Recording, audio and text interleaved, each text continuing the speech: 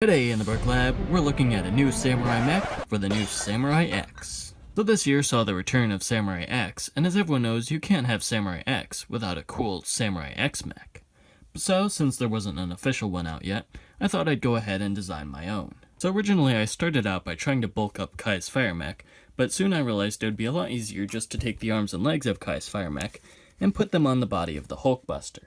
Now even though the arms and legs are a bit smaller, the design actually works out fairly well, and in fact the legs are still posable, and the mech is very stable. You can put it in a number of different poses, and it holds them very well.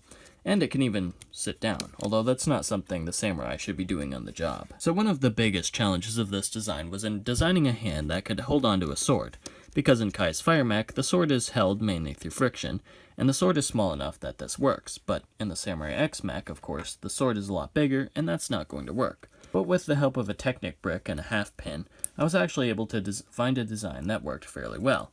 And if you'd rather the samurai didn't hold on to the sword, I put on a little bracket on back here, so that you can just clip the sword in, and the samurai can get to work. This isn't the strongest connection, but it actually works fairly well for what it's supposed to do.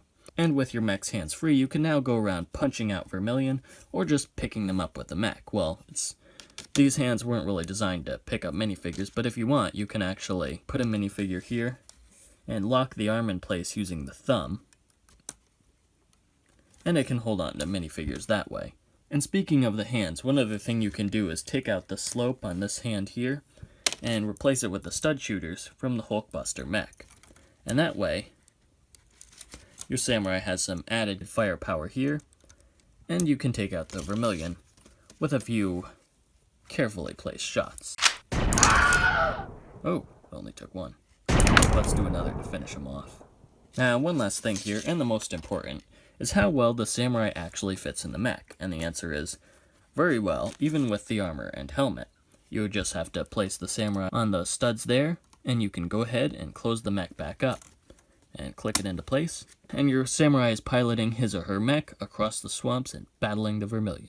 Other versions of Samurai X, including the one with the armor here, actually fit in the mech too, so what you can do if you like is just build this and swap out all the blue for red, and then you could have the old style samurai mech, in case you missed out on that original mech set.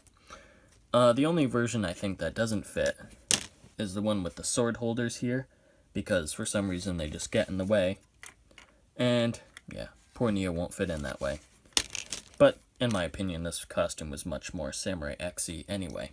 Hey guys, thanks for watching. If you enjoyed this mock video, please feel free to like, comment, share, subscribe, whatever it is that you feel like doing.